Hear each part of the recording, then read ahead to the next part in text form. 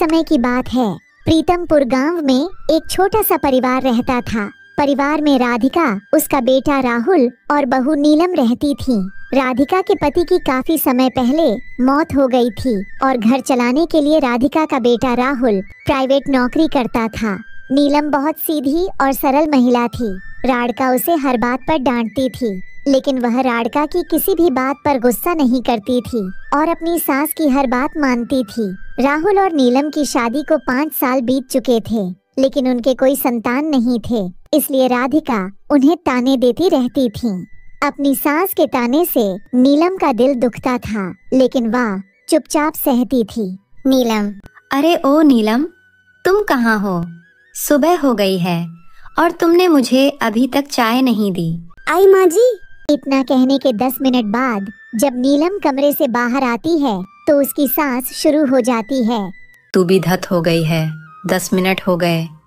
तुमसे चाय के लिए कहा था, लेकिन चाय अभी तक नहीं आई। माफ करना माँ, मैं कल रात देर से सोए, इसलिए देर हो गई। बैठो, मैं अभी आपके लिए चाय लेकर आती हूँ। तुम्हारी शादी को 5 साल हो गए, अभी तक तुम्हारे कोई संतान नहीं है। तुम बांझ औरत हो और कहती हो कि मैं देर से सोई, जल्दी करो और मेरे लिए चाय ले आओ। नीलम को अपनी सास की बातें बहुत बुरी लगती हैं, लेकिन वह चुपचाप चाय बनाने के लिए रसोई में चली जाती हैं। शाम को जब राहुल घर आता है, जी आ गए आप, बैठो, मैं आपके लिए खाना लगा देती हूँ। आप खाना लगाओ, मैं फ्रेश होकर आता हूँ। नीलम राहुल के लिए खाना लगाते हैं। राहुल खाना खाता है और कमरे में चला जाता है। रात को नीलम राहुल को सब कुछ बताते हैं। राहुल, माँ से कहो मुझे बांझ औरत का ताना ना दिया करे, मुझे बहुत बुरा लगता है।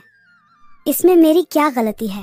खैर, चिंता मत करो, मैं माँ को समझा दूंगा। चलो अब सो जाओ, सुबह जल्दी उठना है। अगले दिन काम पर जाने से पहले राहुल अपनी माँ के पास जाता है। माँ, नीलम को बांझ औरत का ताना मत दिया करो, उसे बहुत बुरा लगता है। हम इलाज करवा रहे हैं, जल्दी मसला हल हो जाएगा। अच्छा, मैं अब चलता हूँ, नौकरी के लिए देर हो रही है। राहुल नाश्ता करता है और नौकरी पर निकल जाता है। राहुल को डॉक्टर का फोन आता है। आपकी पत्नी की रिपोर्ट आ गई है, आकर ले लीजिए। राहुल अस्पताल जाता है और डॉक्टर से मिलता है। आपकी पत्नी की रिपोर्ट अच्छी नहीं है। रिपोर्ट के मुताबिक वाह, अब माँ नहीं बन सकती। डॉक्टर साहब, ये आप क्या कह रहे हैं? मैं वही कह रहा हूँ जो रिपोर्ट में लिखा है। राहुल निराश होकर घर लौट आता है। क्या बात है राहुल, तुम उदास लग रहे हो? नहीं, ऐसी कोई बात नहीं है। कोई बात तो है, आपका चेहरा बता रहा है। नीलम, मैं डॉक्टर के पास से आ रहा हूँ। तुम्हारी रिपोर्ट आ गई है और डॉक्टर ने कहा है कि तुम कभी माँ नहीं बन सकते। यह सुनकर नीलम की आंखों में आंसू आ जाते हैं और रोने लगती है। राहुल की माँ उनकी बातें सुन रही थी। अगले दिन जब राहुल काम पर जाता है तो उसकी माँ कहती है, मैंने तुमसे कहा था कि यह बांझ औरत है और इसमें संतान नहीं होगी। तुम इसे तलाक दे दो और दूसरा विवाह कर लो। नहीं माँ, मैं दोबारा शादी नहीं करूँगा। नीलम, तुम तैयार रहना, शाम को कहीं जाना है। इतना कहकर राहुल नौकरी पर चला जाता है। शाम को राहुल वापस आता है और खाना खाने के बाद नीलम से कहता है, चलो नीलम, हमें अनाथ आश्रम जाना है और वहाँ से बच्चा लेकर आते हैं। जी ठीक है।